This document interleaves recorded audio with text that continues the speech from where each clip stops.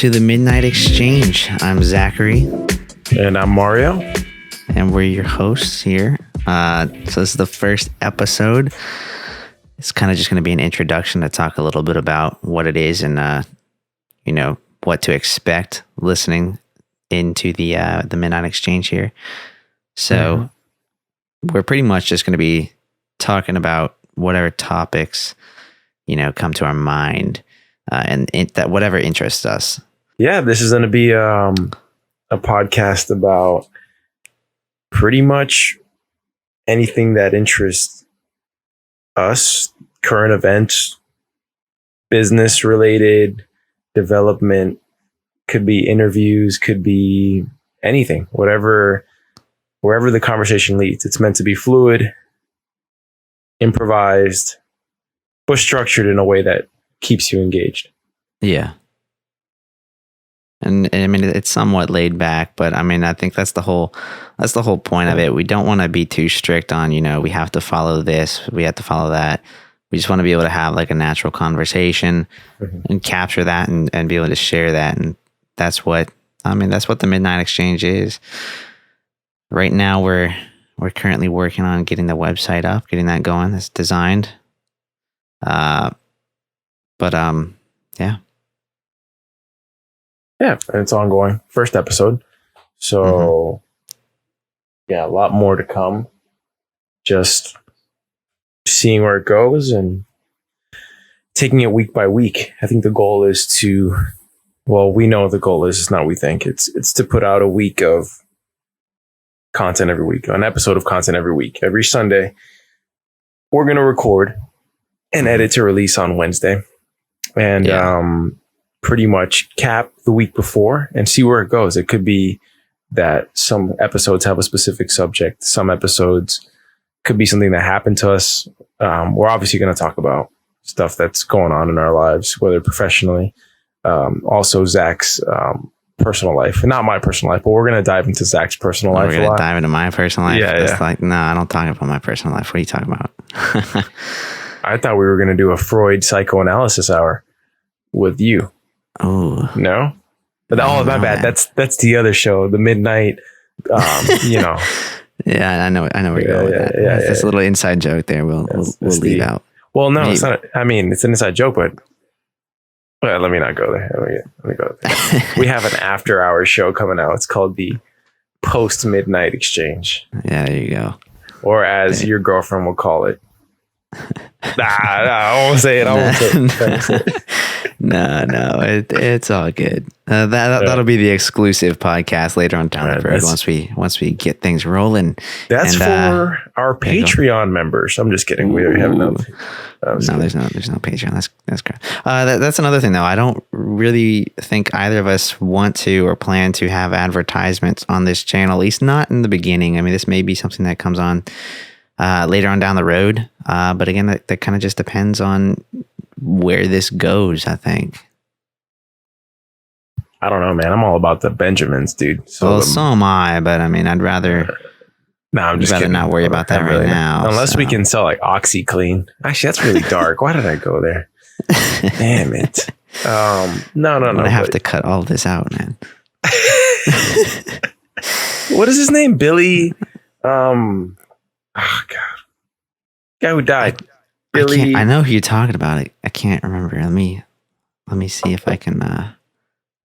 Billy Young. Billy Mays. Billy Mays. Oh God. Go. What did he die of? I don't know. Oh wait, here we go. Cocaine overdose. He was hit. Hold on. Wait, no.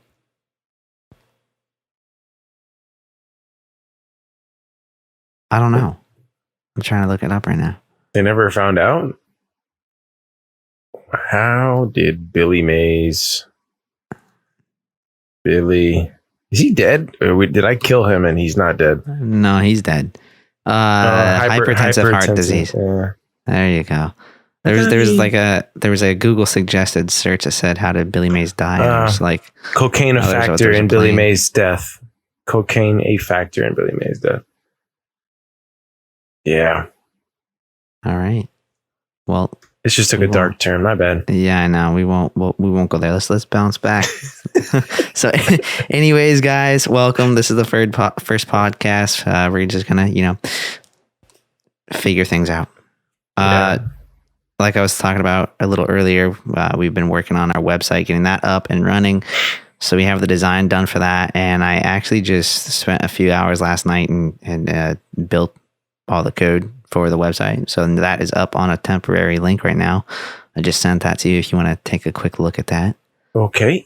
I am clicking the link. Oof. It's terrible. Yo, Isn't it? this is dope, man. This is dope. Awesome. Oh my gosh, this is great. I love the stars. The green is what gets me, man. I love that.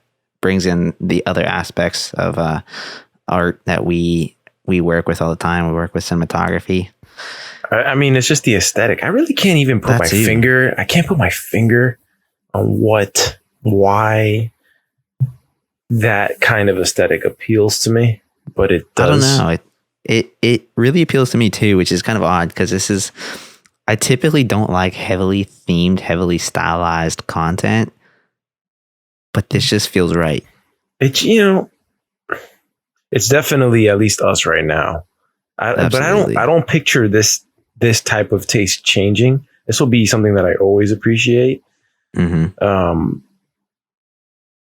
It's just nice. I love these highlights on the icons you did here. I'm sure we're gonna have this link on the bio and the description of this podcast and on all of our social media.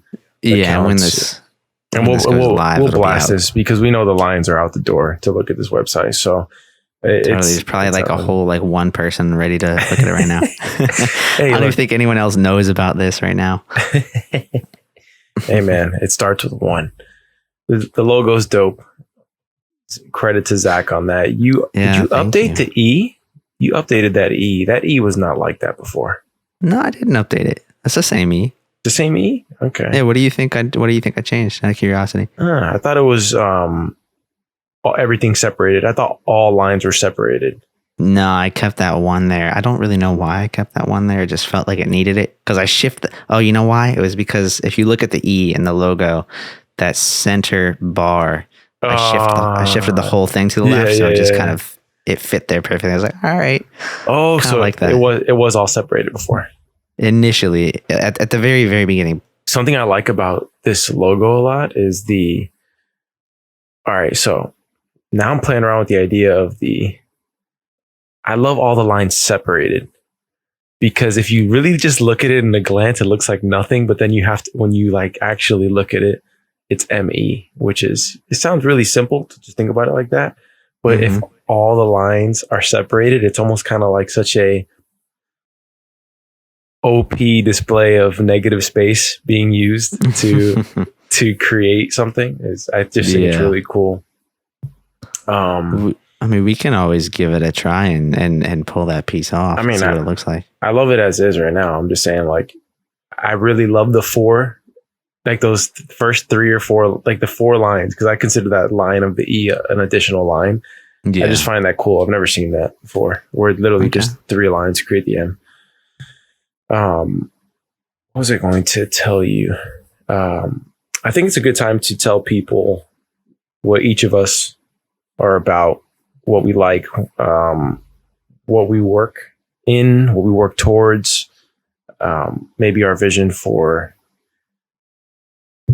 our work in general, as far as my company and what you do and what we've worked on together, and maybe what we have planned in the future. Maybe not too much, because maybe we're writing a check that our mouths are writing a check that we haven't cashed yet. So we don't absolutely. I think it's a good. Do you want to go first? You want me to go? I'll go first. Yeah, sure. So my name is Mario, and I have a company. I call it Mario. Hey Mario. Hey guys, I've been clean for 10 years. All right. No. I have a company that I call Production Agency, and it's essentially, we handle all creative services for businesses.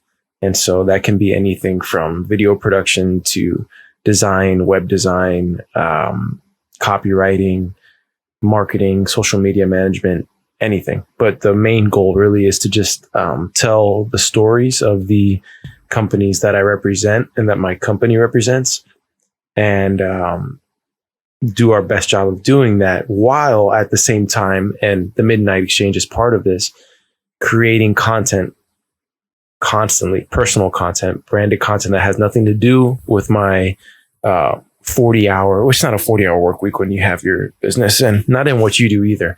But in my work week, I don't consider this part of my work week. I consider this using my off time to create content, whether it be long form podcast content or whether it be blog post content that you can find on mbusto.com, and you'll have that link in my bio on my Instagram. It'll also be linked to from our website, so don't forget to check that one out. So I try to put a blog post every week or two up there, and I've been staying consistent with content. I have video projects lined up that I consider passion projects, and Zach's a part of that. So we'll get into that and talk about that as the podcasts go on. And so it's really a goal of approaching life with a two-pronged approach. You know, you have to, obviously, in the creative field, one of the most important obstacles to get over is to make a living for yourself when you're working in this field. And so one aspect is making a living. The other aspect is working towards making everything that's a passion part of that and making that the full-time focus, even though I really am interested in business marketing. And when it comes to the creative marketing aspect of helping businesses out, especially if it's a business you actually believe in. I haven't worked with somebody yet that I haven't believed in what they've done or in their talent or in what they're trying to sell people. So, that would kind of suck to work with somebody who I don't believe in their product or in their talent. Usually those fall through, actually. Usually all of those that I'm like, I don't know about this. Well, you typically price those up a little bit more too. So you don't have to get stuck with them. Sometimes. Time is the most valuable thing we have, all of us. And you have to make sure that the projects that you take on are progressing you forward to what your vision is, and that you can only accomplish your vision through the time that you invest. So I told you a little bit about my vision. And at the end of the day, it's, for me, all about telling stories, no matter what medium it is.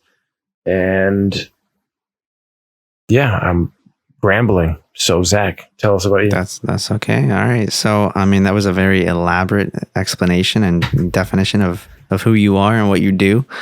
I probably won't be quite that long, but anyway, that's not who I am, Zach. Don't define me by my work. The things you do, son. Is that what it is? Is that really a thing? Oh, all right. Go ahead. It might be. Right. Anyways, I'm Zachary again, and I'm a design director at a hi guys. Yeah. I'm actually a design director over at a software engineering company. And I mean, I spend most of my days, working on attempting to work on internal processes and constantly putting out some fires with projects and making sure that everything stays in line. But I mean, that's what I do every day. But I also do a lot of cinematography. Well, editing. I don't shoot much anymore, but I do a lot of editing on the side. And just like Mario has his own business, I have my own company and my own work. Mine's actually just in my name, and we collaborate on projects every now and then. So we had some good, pretty large,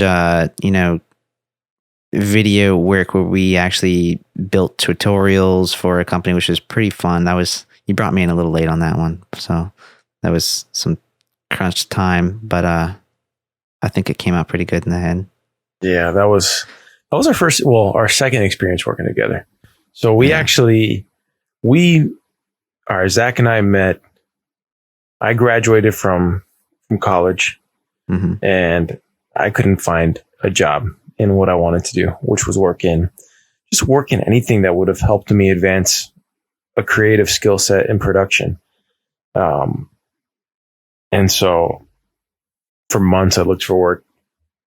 A couple opportunities dropped including a screenwriting one for a Seminole tribe, a Seminole production company, which I guess I would have had to just been writing Indian content, like Seminole Indian content. I don't know how you. But I was ready for it. I was ready to write the next Last of the Mohicans, and it was gonna just be a Hard Rock Hotel commercial, for goodness sake. It's gonna be freaking Daniel Day-Lewis and Last of the Mohicans running into the casino. Yeah, it would have been a heck of a reprisal. Anyways, so I did that. And funny story, I actually might get into that later. But okay, that job opportunity fell through. I ended up writing a script. Actually, you know what? I'm gonna tell that story right now. Do it. So, I'll jump in after. I was spending months up applications left and right, just applications. My dad gave me until February. It was one of those where, all right, obviously I was already paying for my own stuff. I was working at Jimmy John's. Oh, really? I've never asked what you did before I met you at the job that you're about to paint out in a minute. I was working at Jimmy John's. Worst job I've ever had in my entire life. Worst. I had this angry Frenchman as a boss. Angry. Yeah, I mean, I'm a talkative guy. And, I chat on the line. I was chatting with people, left and right. Met a few characters there. Maybe we'll get into them another day. One of them, okay. I'm going to give him a fake name because he has an elaborate criminal history. But but I might make a movie about it one day. It's pretty good. Anyways. Oh, then maybe you shouldn't tell that story. Yeah, maybe not. Anyways, so I worked at Jimmy John's. One of my best friends, Alberto, was the manager at Jimmy John's. I needed a job and I just needed some part-time cash. I was in a relationship and I couldn't pay for jack squat. And I was like, I need to make some money around here. And so I was working at the Jimmy John's before the relationship. But anyways, I got into that. The Frenchman eventually fired me. No, I quit. It was like a mixture. It was like a quit firing. And because at that time when I was working at Jimmy John's, I was applying to places. And one of the places, none of the places came through, but I was at an event for my sister's job. She works at she worked at. Actually, no, she works there now again. She works at a place called Taylor's Closet, which helps girls in South Florida who've had difficult upbringings. And I was at an event helping her out and just pretty much partaking. And she introduced me to the audiovisual live production crew there, a company by the name of Zebedee in South Florida. And shout out. Good people, honestly, who own it. Anyways, in the AV world, as I found out quickly, there are always hirings happening for audiovisual contractors. And so off the bat, I had a job with them making what was good money for me at that point, which is like $15 an hour. I think it was like $15 an hour.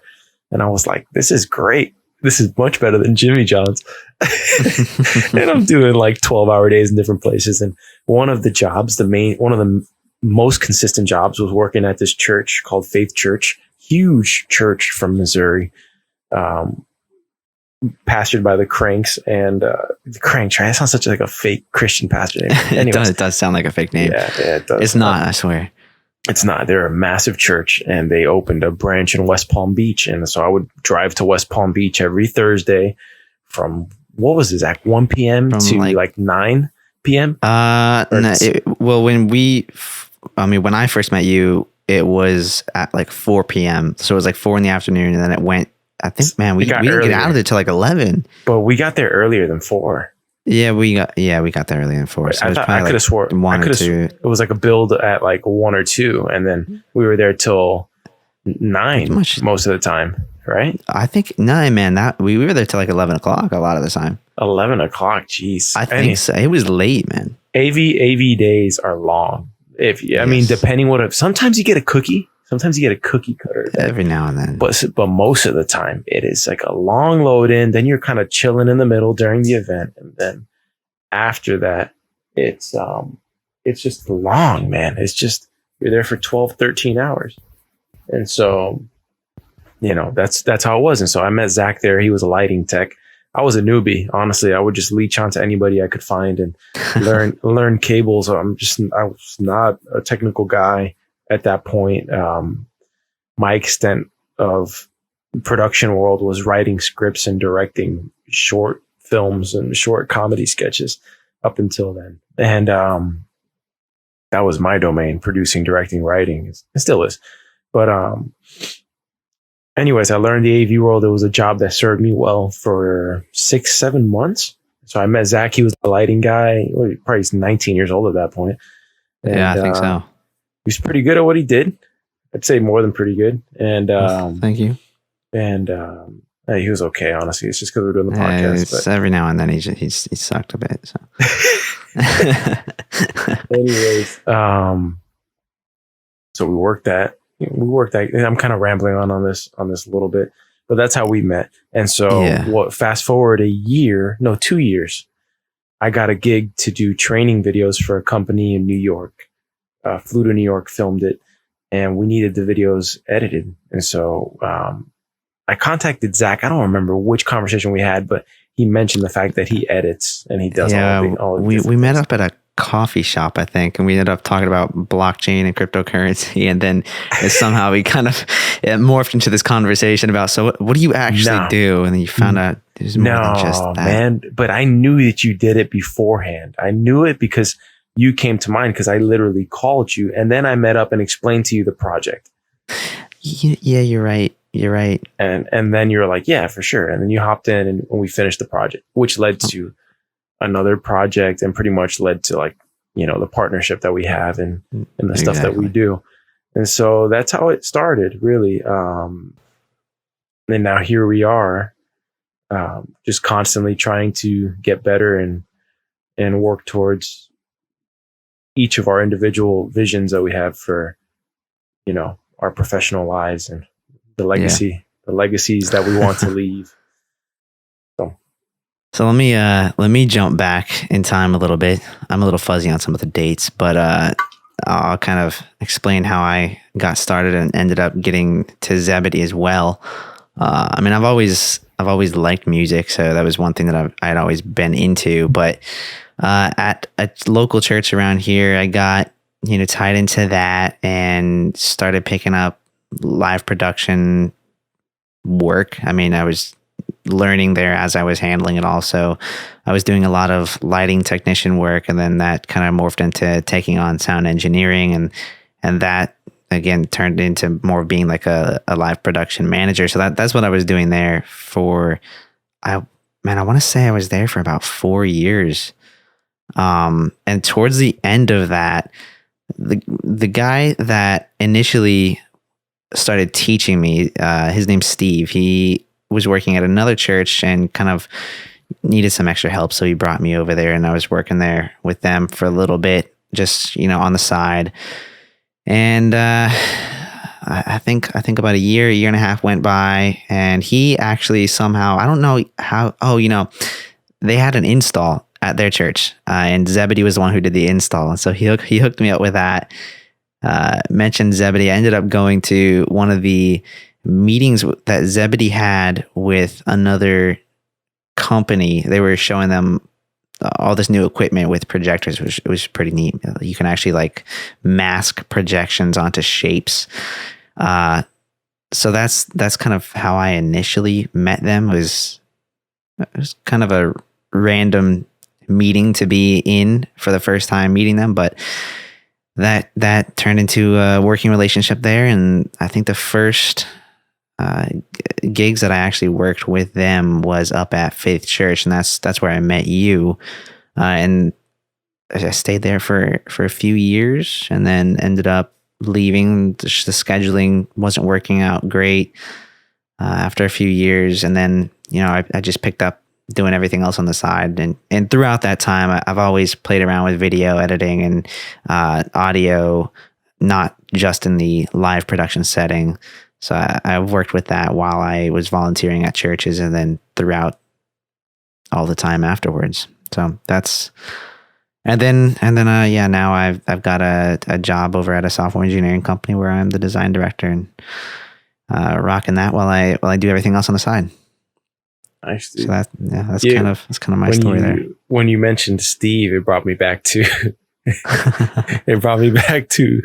all right. So Steve had this crew together for this Star Wars short film. Oh man. And I mean, they went all out. These are Star Wars nerds. When I talk about, and I'm a nerd, I consider myself a nerd. I feel like a nerd is a negative term, but I take it as a positive It's not. It's a positive, man.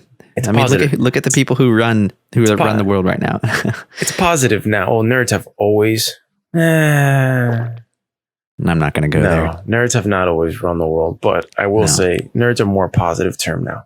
But they were Star Wars nerds. They were nerds. I was a nerd too, but you know, we're all there, and they built an elaborate set. It was impressive, some of the things that they were doing for this Star Wars show. I was very surprised when I saw that set. And they built a cockpit for the Millennium Falcon, or I don't know what ship they were building, but this thing looked legit. To this day, I should probably go and dig up that guy's number who built that thing. But I wrote the script for that Star Wars thing. I wrote that script, and I rewrote their script for them. Yes. And I think they used elements of my script at the end of it, because I dipped on that project like a quarter. Once I wrote the script, I was like, I want nothing to do with these meetings anymore. And so I wrote the script and left. But I believe that they used a good portion of that script. I think they did. I think what you wrote was much better than the initial. Oh yeah, yeah, and much better. But man, I kind of want to rewatch it. Maybe we'll post a link to that Star Wars. We could. It was kind of funny. That actually, it was just a little short film project, kind of like a little trailer. It didn't, and that's all it really ended up getting cut down to. I mean, it got cut down so much in the end. It was really just a trailer for, potential future, I don't know, Star Wars shows that they wanted to do as short films. But in the process of doing that, the one thing that was really cool about that, and the thing I enjoyed about it, was we actually got picked up, and well, I don't want to say picked up. Oh yeah, the film festival. Well, there was a film festival, but aside from that, there's actually a TV show on the BBC network that came over. Yeah, bro. The BBC, we were on the BBC network, literally, we were on a TV show about Star Wars nerds, man. I'm not even kidding. I am outraged right now. What the heck? Did I not tell you that before? You did, and now I'm remembering that you told me, but yeah, it was crazy. Portions of my script were used. I have been, this is what they talk about this industry. Yeah. The thing was, honestly, it was a fan fest for Star Wars. And so it was just kind of like, if you're a fan of Star Wars, just make a little short film. And so these guys, Steve and Matt, were just the leaders of the production. And they brought, it was just like a ragtag crew of people who all did a separate thing. And we all came together and did it. And everybody played their small role. Like I said, I did some of the writing. They rewrote some of it. I don't remember the film off the top of my head. I just remember one random green chick who looked like Gamora before Gamora. No, she was purple. Purple, my bad. Purple, yeah. And it's just Zoe Saldana popped them up in my head for some reason. But yeah, some of the things they did were surprising, and other things were cheesy because you're making a Star Wars short film for no money. So it's like, there's only so far you can go on the quality of a live action Star Wars film, and of the most indie of indies. Oh yeah. But now I got to see this BBC thing, especially since I have to see if I can dig that up, man. Can I put this on my resume? Can I say I've been featured on a BBC television show? Why not? Is it a stretch? It's a little bit of a stretch, but with this kind of, joint partnership we got here, you could technically say that. Okay. You did do some work for it. I'll have to see if I can dig that out. That was so, man, I was young when we did that. Before I completely file a lawsuit against Steve and Matt, I'm just kidding.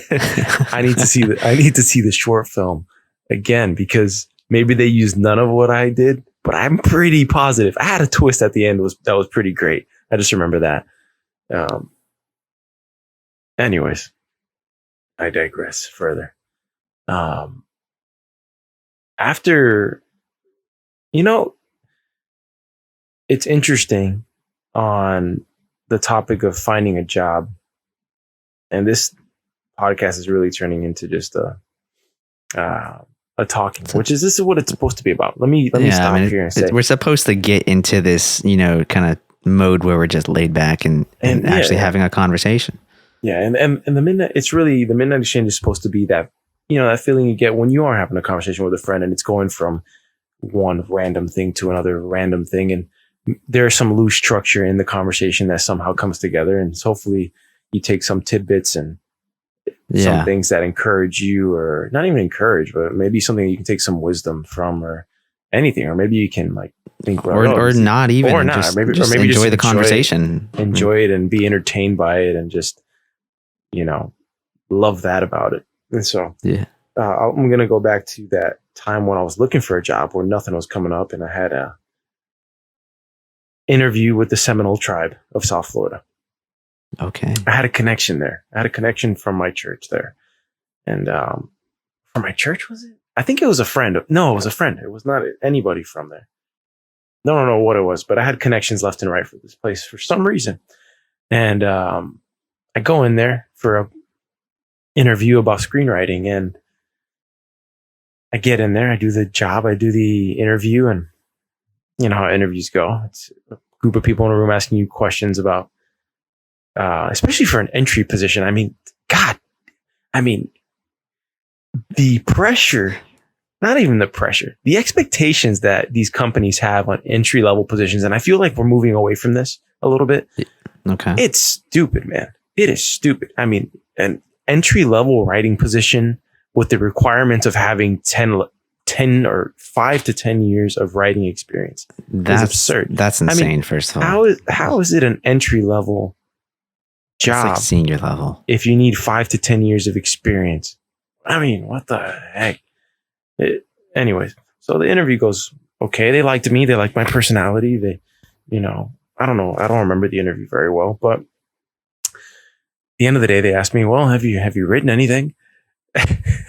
and I'm like, yeah, of course. I have scripts at home and I have some things. And I mean, I really had just a few things. I had comedy sketches. I had things that I liked, just fun stuff, things that I would write in my spare time, whether it was poetry or whether it was a screenplay or whether it was whatever, whether it was a song. I mean, I just had writings all over the place.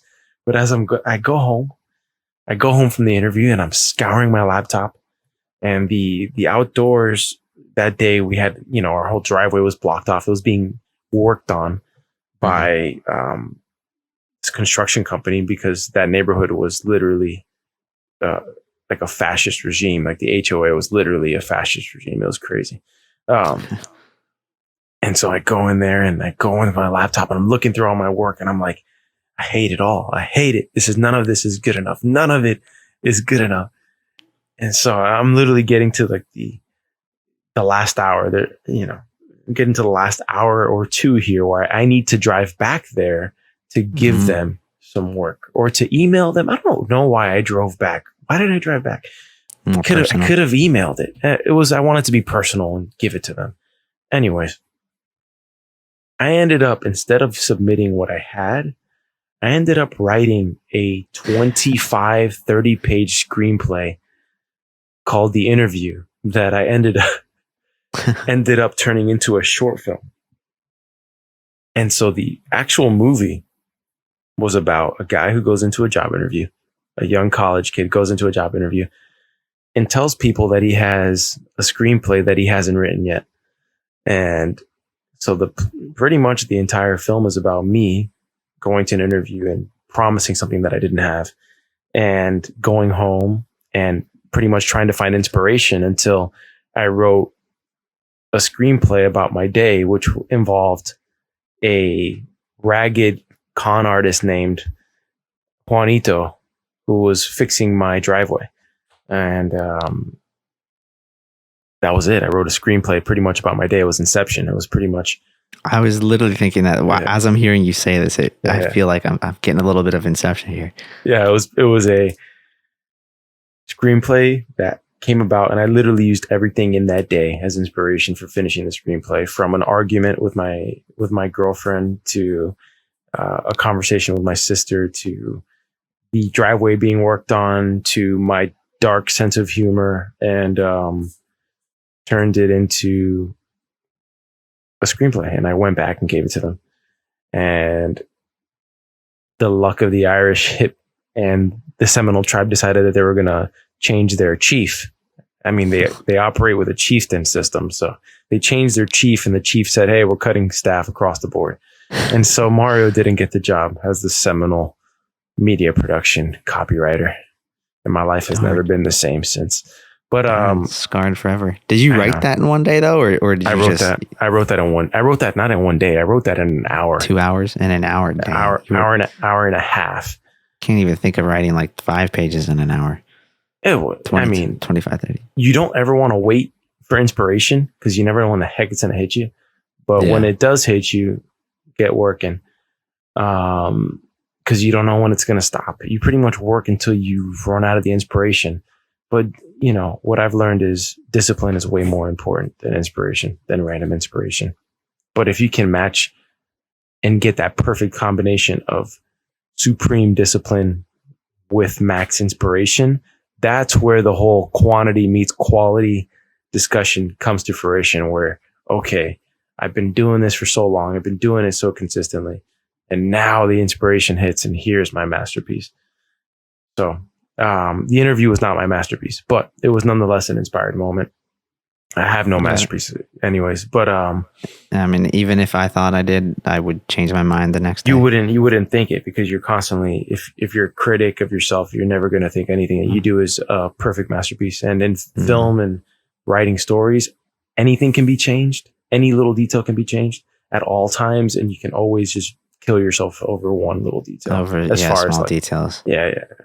So anyways, I didn't get the job, and I'm waiting for them. And had experience at a film festival. And so I'm in the shower one day, and I'm like, I'm not doing anything with my time. I've met some cool people recently who are into film. I used to work at the Miami Film Festival. I was in charge of the submissions for a little bit as an intern. And let me call up my friend Andres from the film festival, see if I can get a film in, if I film it in time. And so called him up. He said, if you get it in by December something, I forgot what the deadline was, but if you get it in by December something, it can't come in here, but I can get it into a couple other festivals, or at least get them to look at it. And so I was like, okay. And so went to work, long story short, got the film done with a group of friends of mine. How much time did you have to get that done in? Man, I probably planned that film within a week or two. I think I had that thought like the week before, and I literally planned it for Saturday. I had everything planned to a T. I mean, everything. Maybe it was a 2-week process because I had to cast an old man who I worked with before on a commercial. Okay. And so on a Budweiser submission that I did once, so I called up Alan and I said, Alan, I need you to learn Spanish. And so Alan Miles Heyman is his name. And Alan is this old Italian guy, and God bless his soul. I haven't spoken to him in a while. Anyways, Alan learns Spanish as best as he can. I meet with him for coffee.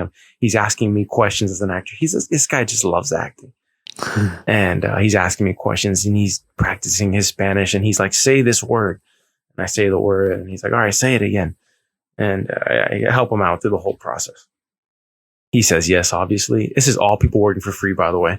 I had to get everybody to agree to it to work for free. And they came to my house on a Saturday. We started filming at probably 8 a.m. And I mean, it was before the sun was up. My friend Patrick came over, and I can't even say I call him a friend. He's just a good guy, an acquaintance maybe, but that was the first time. The second time I ever saw him, the first time was on a music video, and he just agreed to the project. He just wanted to film anything. And so he came over with his camera, and the guy he's dope. He's really good at what he does. Check out his stuff. Patrick Ramdial. He's not going to listen to this because I don't know him that well, but he's really good at what he does.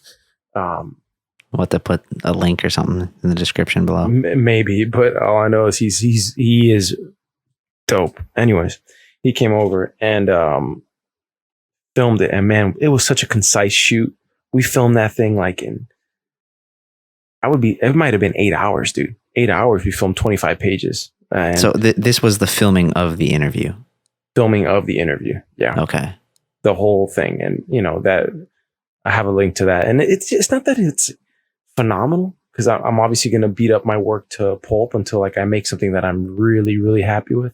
Mhm. But it was more about taking a time that I was really without anything positive going on.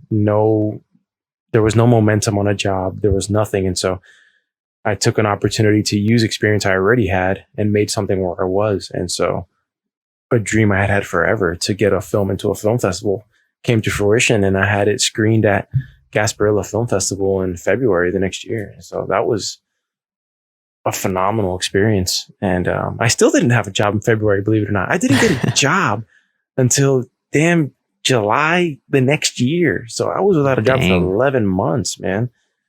You don't want to know the things I did for money. I'm just kidding. I didn't do anything unethical. But yeah, you just brought me back there when I was like, where did I meet Zach? Yeah, it's funny though that you bring up the interview and your short film, because when I first met you, I think one of the first times we actually got into a conversation, we were talking about film and things other than live production, and you actually showed me that short film. that was it was I don't know why I remember that so well, but it's interesting to hear the whole story behind the short film. I kind of want to see it again. I mean, I know it would be extremely embarrassing to look at something that old, but I don't know. It would be an interesting thing to just revisit. Yeah, man. I mean, it was just on a whim. It just got back to that old philosophy of just write something that you can make. Don't write. Yeah. Don't plan to make something that you can't get done unless you had a budget of just a ridiculous level. I mean, write something that you can make for $0, man. And that's really, I think, the key when it comes to writing. When it comes to writing something that you're trying to film, is what do you have around you, and how can you make a story that uses the things that you have accessible to you, using the things that you know? Because I talk to people who want to write sci-fi stuff, and I'm like, it's cool, write your sci-fi thing, but don't think you're like gonna wait to make that your first exactly into it. And I'm just speaking from my philosophy, because I'm not there yet or anything like that, but it's just common sense. And it's like, as a creator, you need to understand that. I mean, just think of the greats. The greats usually started with something small. Like Tarantino's the first one that comes to mind, Reservoir Dogs. But I mean, simple. It's one location for the most part. Since we're already on that, we've already been talking about the Star Wars short film. Just look at George Lucas too. Let's go all the way back to, what was it, American Graffiti? I actually haven't seen American Graffiti, believe it or not. I haven't seen it yet either, which is kind of surprising. We'll have to, you know what we're gonna have to do? We're gonna have to watch that and have a podcast about it. Or we can have a live stream. Ooh, no, we get copyright strikes. You're talking about streaming a whole movie. I don't think you get copyright strikes for that. Do you? I mean, we're not making money off this thing. Well, we're not making money off. I don't know. I mean, if it's a commentary, you could probably get away with it. I feel like nothing bad will come of it. I'm probably speaking super ignorantly. All I'm saying is, if I'm a filmmaker and I have a film and some kids, call ourselves kids, and kids are doing some podcasts and doing a live stream about it, that's good publicity to me if they like it. If they don't like it, then. Yeah, but I mean, we're both coming from a different perspective. If we were to, if it was something that we created and we're thinking about other people looking at it, yeah, I mean, I think both of us would appreciate the publicity and the fact that it's interesting to other people, but I don't know. I always try and err on the safe side of things when it comes to reviewing or commentating on other people's content. All I'm saying is, if I get in a room with George Lucas and he's like, I feel like I can explain, like, hey, George, we're just live streaming your stuff, man. We're big fans. It's gonna be like, ah, man, I remember what it was like to be you. $3 billion ago. 3 billion. We'll have to plan it out. We'll see. It'll either be a live stream or just a live recording, or just we'll record our comments afterwards. Just a quick question, more for me than anything else, out of curiosity. How long were you working at Zebedee before I ended up there and meeting you? Yeah, I think we started at the same time. I got really? there. I got there November of November 2014. Dang, man, that was a long time ago. 5 years ago. I know. That's a while, man. I mean, when I think of something recent, I think like 2, maybe 3 years, but 5 years ago. Yeah, it had to have been around the same time then, because I know I got on just a little bit before Christmas as well. I don't think we worked a Faith Church gig without each other there. No. You left a little bit before I did, though. I left in July of 2015. July of 2015. I started my job on July 4th, 2015. Yeah. Yeah, and that was out of church, so you were working Sundays, and they moved to Sundays. Yes. So, yeah. Another crazy story that I'll get into another day. But as far as this midnight exchange, what do you want people to expect? What do you want? I mean, what is the heart behind midnight exchange? You want to like explain some of that to people? I mean, you want me to read the description on the site, or you want me to just kind of? Well, yeah. I mean, you could describe. No, don't read the description on the site. No, I'll let them go read that themselves. Yeah. I mean, one of my goals with this for anyone who's listening is, I mean, I kind of want them to feel like they're just in the room with us as we talk and as we have conversations. That way they feel like, you can feel like you're a part of the conversation. You're not just, I don't know, listening to everything.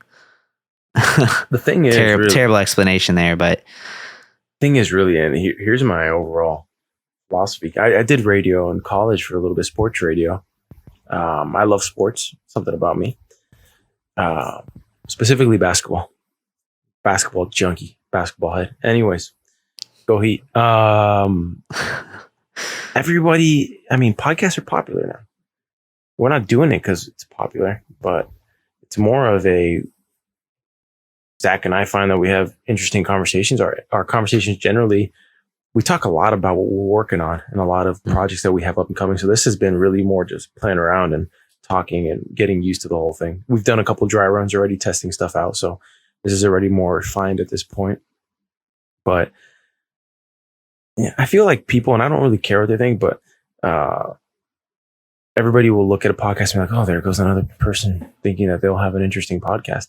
And I think it's just that. It's as simple as that. It's there are other people who think like you and who like the same things that you do out there. And so some people this will just resonate with. Just like I listen to some podcasts and I'm like, I just like these people. Like, I'll give one, for example, Bald Move. I mean, they were nothing a couple of years ago. And these guys pretty much just do TV reviews, but I like them. I just like these people. And so I like their conversations, and I like the way they flow. And you're just going to always resonate with a group of people, and you're going to have something to say that's going to register with somebody out there. And it may not be somebody listening to this right now. They may be like, oh, this is stupid as hell. But there is something. We're going to listen to this in a year and we're going to think the same thing. No, we won't. We'll always love this. We'll probably be super cynical about it. But I think people naturally raise an eyebrow to anybody who's trying something. It's kind of like people don't want you to step out of anything that they're not doing. It's like, oh, that person thinks that they can use their time and do something else. Yeah. Huh, how dare they think that they can be different, or, oh, they're just joining a trend. It's kind of like the cynical side always tries to even the playing field against the person that you're looking at. And so like the comparison of it drives that negativity. But That's my take. Anyways, That's a good point. This is meant to be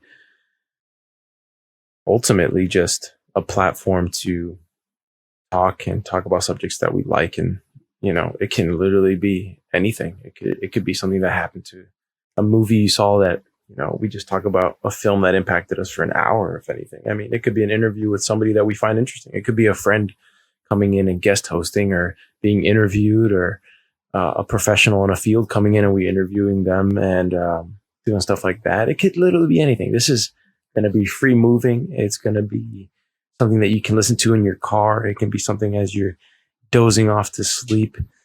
But more than anything, we want you to just enjoy listening in on a conversation and seeing where it goes.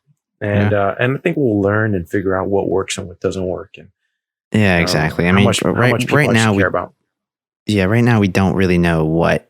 I mean, we know what we want this to be, but we'll figure out what it actually is. We don't know what works. We don't know exactly what this is.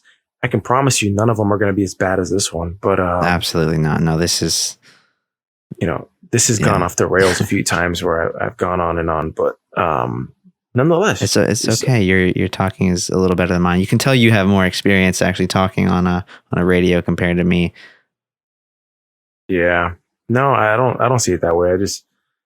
I see it more as like, all right, maybe some of our friends or family members will listen to this and be like, oh, that's interesting. Oh, cool. Oh, I didn't know so-and-so thought like this. Because really, nowadays, you don't really know how the person that you follow thinks. You don't know about their opinions on things. You just know about them on a witty caption, or you only see what they want you to see. To kind of get back on track with that, as you said, it's going to be that conversation that anyone can listen into and just take things away from it. We don't want it to feel too formal. We want it to be laid back. And again, I don't think we're ever going to have a podcast that's quite this bad. So I welcome to the ride while we figure out how to improve. Yeah. But we don't really care about expectations. Yeah, I don't. I care more just about actually getting something and putting out some content right now. The quality, we're both we're both perfectionists. So the quality will come over time. Right now, we're not focused on perfection here. We're focused on producing the content, having the conversations. And I do think over time, that quality will definitely just come through everything. Show through all the work. Was there ever a time where you had it mixed up, where you thought quality was more important than quantity? I mean, technically, look, when you do measure at the end of the day, like, when we're dead, nobody's gonna care. I guess people might care about quantity, but if all quantity is crap, then there's no ounce of quality in it, and that's ridiculous too. But you're going to be measured at the quality of your quantity, I guess. Yeah, they're both very important. I don't think it's all one or all the other. There's a balance between them, and that will constantly change over time, and it changes between industries too, I think. I mean, what works in one, if quantity works in one, it might not work in the other. If you're talking about, I am trying to be like, I don't know, this is probably a bad example, but if I'm trying to be a cinematographer and I make a ton of crap, just be real, it's just not good content, that's not going to do as well as making fewer but higher quality pieces of content. I agree. And who also agrees with the whole quality and quantity debate with us? Who? President Trump. Fake news was indeed fake news. See, it's a thing where he also agrees that it's fake news, that everything that you put out needs to be 100% of the top quality. Obviously, it needs to reach a standard, but yeah, when you create constantly, not everything is going to be the Mona Lisa. That's true. Some things have to be, a sketch, a doodle, whatever it is. And then eventually you get a Mona Lisa in it. At least that's my take on it. Nobody ever every single thing that they do or produce comes out No. to be top quality. There's so much, but I think you learn more from quantity. So Absolutely. that's kind of an interesting, Well, through quality, through thought quantity, too. you learn how to make quality. I mean, it's discipline, man. Quantity is discipline. That is the end of the day. It comes back to what I said earlier in this about writing and inspiration. The quantity of writing helps you when you get the quality of inspiration. So book it, caption that, clip quality is Clip the it. output of quantity. Clip it. No, quality. Damn it, Zach. God. Just rewind it and you'll hear it. I'm not going to butcher it. Anyways. What do you think about subjects on a podcast? What do you mean by subjects? I've heard some podcasts have a specific subject. Like this subject, we're going to talk about something. This week we're going to talk about so and so. This week we brought an expert on so and so. Oh, you mean like a subject per podcast, or like an actual podcast that is only ever about a specific subject? I guess it depends what the message of your podcast is. I have some friends who do a podcast and they only do I guess helpful topics. Some of them is like, have you ever been friend zoned? They're all girls, and so they do like these, I don't know, I guess self-help, I guess their perspectives from their beliefs and stuff like that, which is cool. It's like what their identity of their podcast is. So it's cool that they know that. So I'm asking, what's your take on subject podcasts? Because I do like podcasts that have a overall structure, but I also like the ones that bounce from thing to thing. All right. Respond to that, and then I'm going to bring up something that we spoke about before. All right. I think both of them have their place. The one thing that I do appreciate about podcasts that always have a topic is you always know what to expect going into it. And that's the biggest benefit to those. So it's easier to kind of get a following, I think, because you kind of, if you have a niche topic, you're going to capture that audience. Podcast, like puns. Exactly. Totally. The other podcasts that just aren't topical all the time, that kind of do bounce around between things. They have their own qualities to them. I think if you're listening to a podcast like that, you need to just expect the unexpected and enjoy assuming it's a podcast that doesn't have a topic and it's kind of just, conversations between people.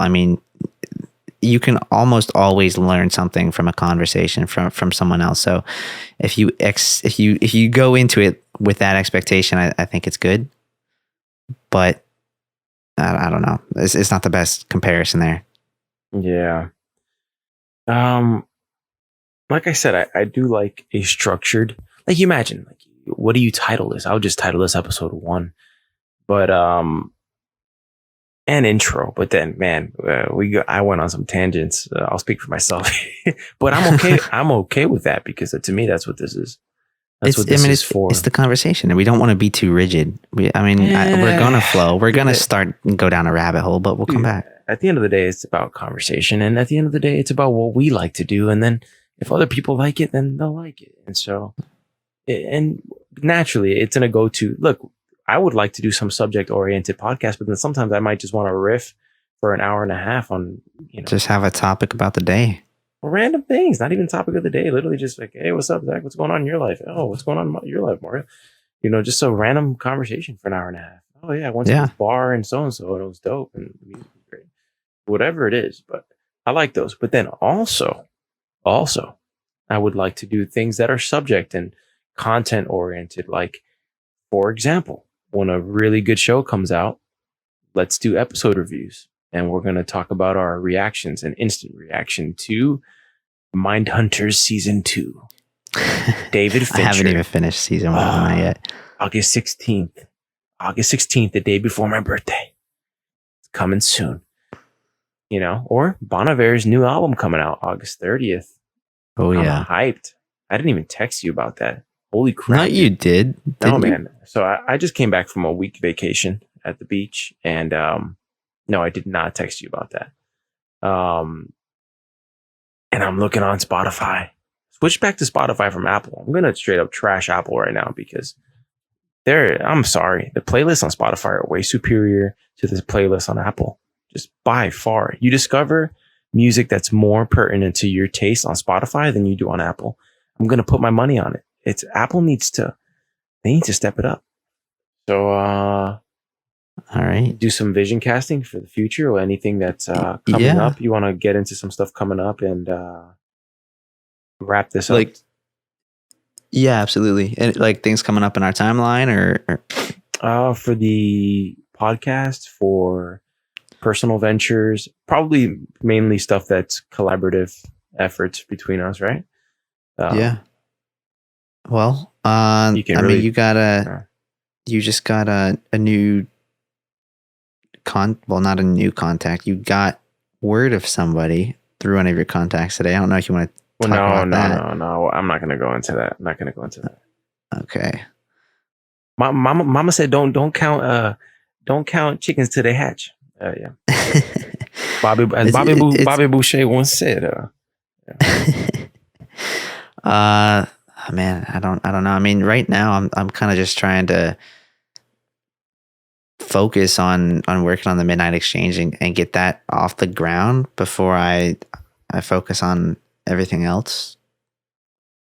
I mean, aside from that though, I just had a couple quotes go out for just web work. So I think that's one thing I didn't mention earlier in the podcast. I actually do a lot of web design and web development, more on the front end. I don't typically deal with applications, although that is something I'm working on getting into. But no, I just put out a couple quotes for some fairly large websites. And I mean, it'd be nice if I get them, and if I get them, I'll probably talk about them a little bit more. But I'm kind of on the same boat as you are. I'm not going to discuss that too much until it happens. Something else I'm excited about in a couple weeks. You're talking about going and actually shooting like a passion project, which would be very fun to edit. Double P, as I like to call it. I'm just kidding. Yeah, we'll get into that. So next week we're going to do another episode. You'll be able to catch it on Wednesday. We don't know what time we're going to launch on Wednesday. Just look out for it anytime on Wednesday. Oh, we're the Midnight Exchange, but we really want the takeaway of the Midnight Exchange to be more about a vibe. It's a feeling. It's a scenario. It's like the Corona commercial where that tells you to find your beach. Your beach could be in the middle of the city, but it's a matter of where you're cracking open that nice cold bottle of Corona. And so that's what the Midnight Exchange is. It could release at 8 a.m. So don't kill us for it. Anyways. I want to get away from the concept of time when you think about midnight. Yeah, time is just a social construct put on and enforced by the man. There is no time, man. Anyways, we're gonna record another episode 2 on Sunday of next week, and that'll be more focused, more prepared.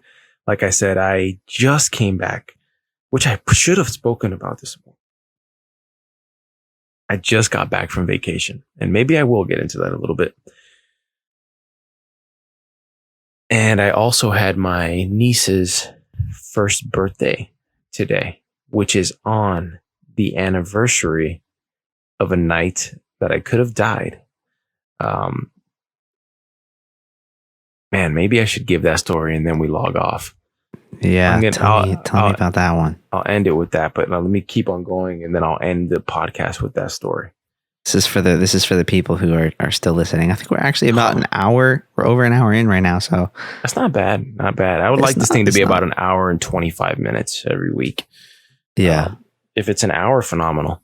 Anyways, we're gonna do an episode every week as long as we can handle that and balance other things. We have a project coming up for a composer friend of mine named Giano. You can look up his music, and if you want more information, let me know.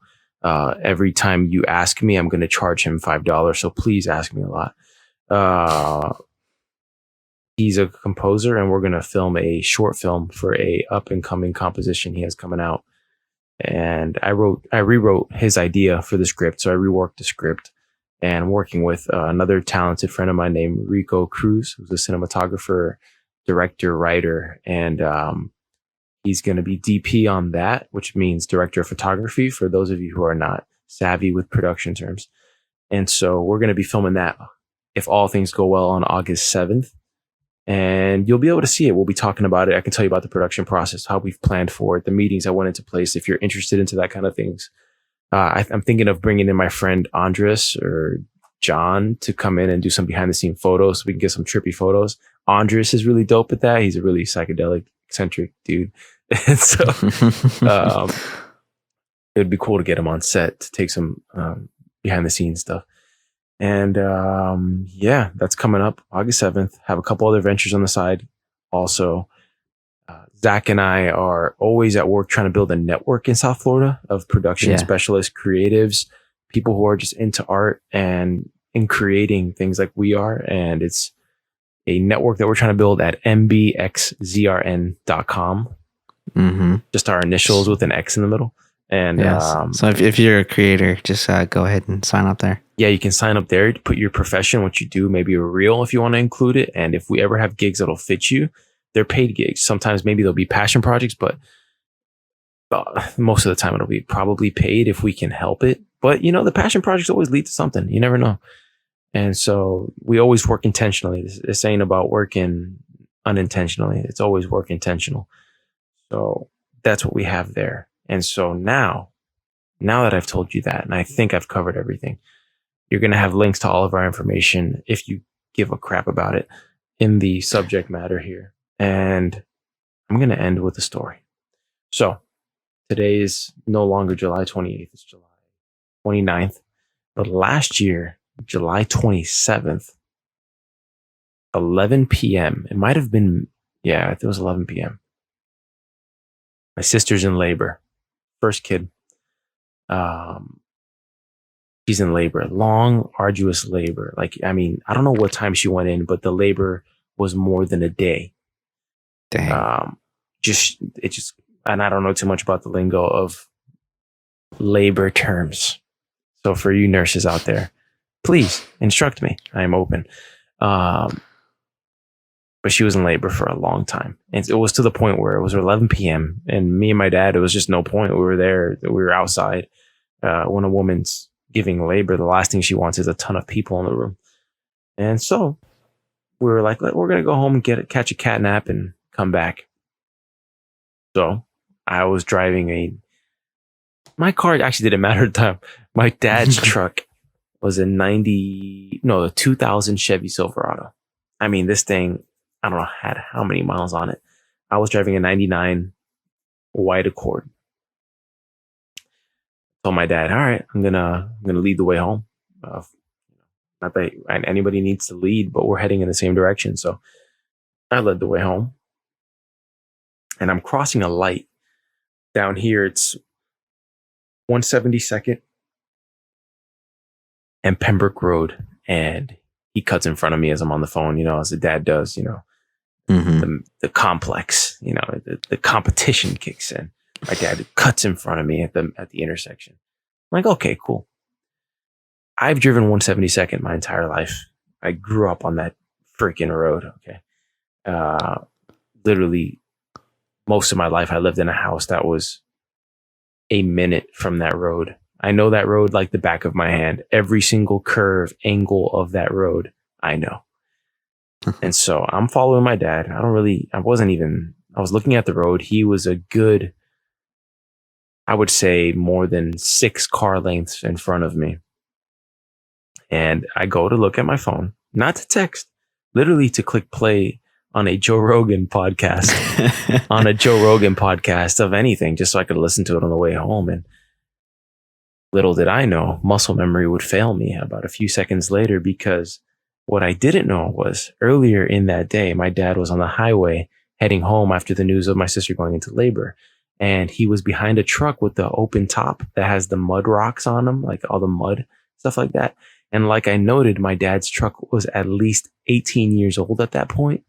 and the windshield wipers didn't work very well. So what happened was, in the haze of the 11 p.m. humidity, my dad went to wipe the mud off of his windshield, but instead of wiping it off, what the windshield did was spread it across his entire windshield.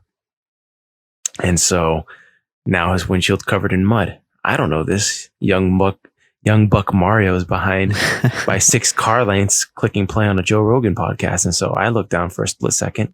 What I didn't know was that in what must have been the exact split second that I looked down, when I tell you it was a second, I have no reason to lie here. He must have literally pulled over to the side of the road at that point. And when I say he pulled over, he literally pulled over halfway. And so I know the road so well that I'm perfectly staying in the lanes, and so much so that if you go to my Instagram story right now, you'll see my car wrecked, and you'll notice that it's the front right portion, which means that I was perfectly in the center of the road and that I hit his back left bumper. And so anyways, I look up, and as I look up, my life flashes before my eyes, and I saw my childhood, and I came out of my mother's womb. No, that didn't happen. But I did see a bumper in front of me from about 5 feet, and I'm going 60 miles an hour with no seatbelt on, and smack, the most violent explosion. I was so confused. It was the most, I'm getting a little bit of, a little stressed thinking about it, just because of how explosive that impact. If you've ever been in a really bad car accident, I've never been in one. Yeah. And it just explodes, and you don't know what the hell just happened. And I didn't know what the hell happened because I've been on this road a bunch of times in my life. Like I said, thousands of times. And I've never seen anybody stop there because there's no light on the road until you get to Pines Boulevard, which was at least a quarter mile away. And so I look up, and my car is wrecked. The airbag goes off. The windshield, I had literally but 2 seconds maybe to grip onto my steering wheel to brace myself for the impact. And so pretty much everything just explodes in my car. The rear view mirror pops off. I mean, it was crazy. And I'm just confused. And I look up, and all I see is this giant moon looking down. And I realize I get out of the car. It's my dad's truck that I hit. And I'm like, oh my God, I just killed my dad. Like, what did I just do? And at that point, the most irrational and maybe rational thing was I needed to make sure that my legs worked for some reason. And make sure you're not paralyzed. Yeah. And so I was like, it was more about, I need to get up and walk around and like will myself to, and it's not about willing yourself, but it's a matter of like getting into that position and not staying there. Mm-hmm. And I busted open the door because it was like jacked up. I got the door open. And we just walked around, and I was just my adrenaline must have been at a level I've never experienced before in my life. My dad gets out of the car, so I'm like, cool, I didn't kill my dad. Great.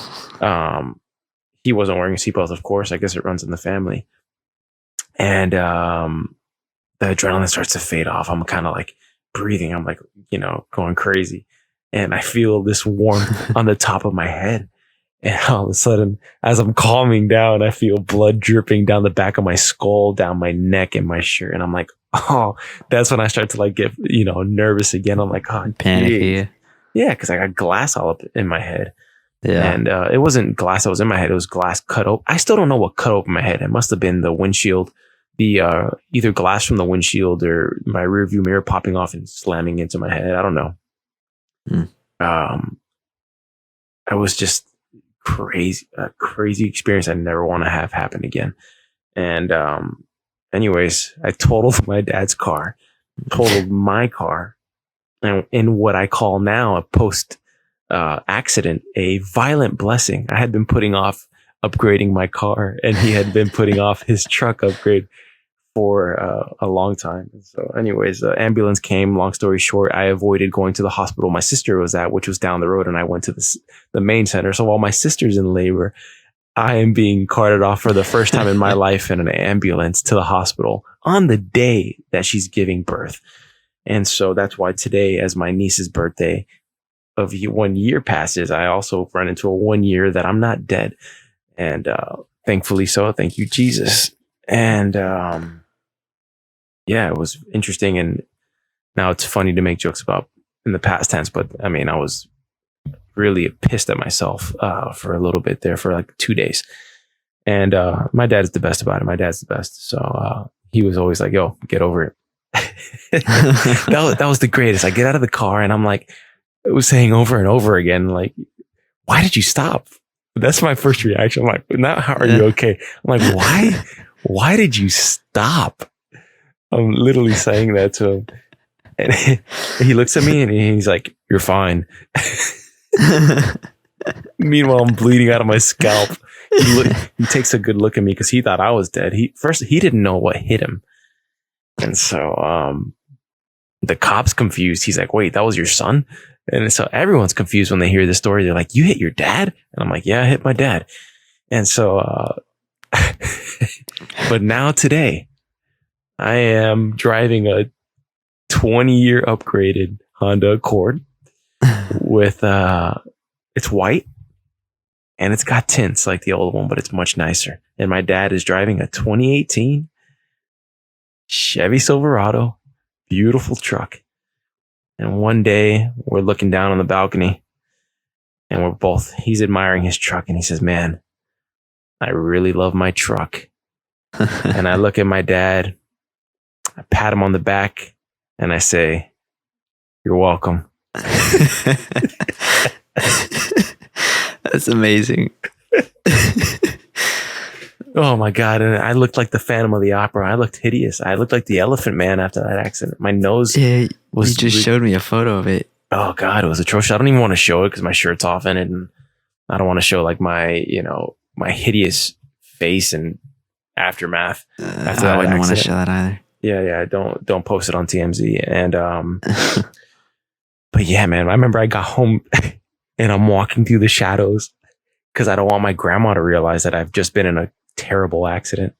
Mm-hmm. And she comes out, she speaks Spanish and she's like, oye, ya llegaste. I mean, you just got home. And I'm like, vete pa tu cuarto, vieja. I'm like, get in your room, old lady. Like, get back to bed. Because I'm like I'm like turning my face in the shadows. I'm like literally like the Phantom of the Opera. I've never even seen that movie, but I know he's, always trying to hide his face. Isn't it like a play though? It is, yeah. My friend did her quinceañera was the Phantom of the Opera play. It's like the most elaborate production I've ever seen in my life. Hopefully she listens to this. That was the most absurd quince experience I've ever had. It was incredible. But I'm not going to go into that further. But yeah, I wanted to end this podcast on a story and encourage you to listen next week and grow with us. I think it's always cool when you're on the ground floor with a team of people and just, friends like Zach and me, that you can see this thing growing. You never know what this thing turns into a year from now, 2 years from now. And so you can say that you listened to episode 1 when it wasn't nothing. It wasn't nothing. So it's just getting started. Getting started. Yeah, that should be the name of it. Just getting started. That'll be the name of the episode. I like that. I like it. Just getting started. But J-U-S, just getting started. Yeah. J-U-S. Yeah, apostrophe. Yeah. Getting started. I'm going to write that down. I have the spreadsheet up. I had a short film idea, by the way, on the way over here from my sister's house that I'm going to have to write out. And so, yeah, I'll tell you more about that offline. All right. Sounds good, man.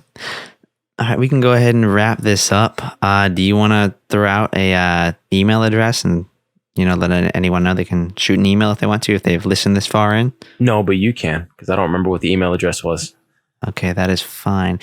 So if you want to send us any content, well, first of all, make sure you go ahead and follow us over on Twitter, Instagram, and I mean, you can follow us on Facebook, but let's be real, Facebook, it's kind of dead. But that's a topic for another day. Anyways, on Twitter, it's THEME podcast. So it's the theme podcast. We could not get the Midnight Exchange in there. It's too long. Instagram, it's the Midnight Exchange, and Facebook, it's the Midnight Exchange as well. And if you want to send us an email, maybe, if you have any comments or anything you want to say, anything nice. If it's not nice, I'm not going to read it. You can go ahead and send an email to podcast@themidnightexchange.com. I think that's the alias that we have up right now. And it spells like the way it sounds. Yeah. Exactly. No. We'll have everything in the show notes. too. Okay, sounds So good. that's fine. Alrighty. Well, I'll catch you guys next week.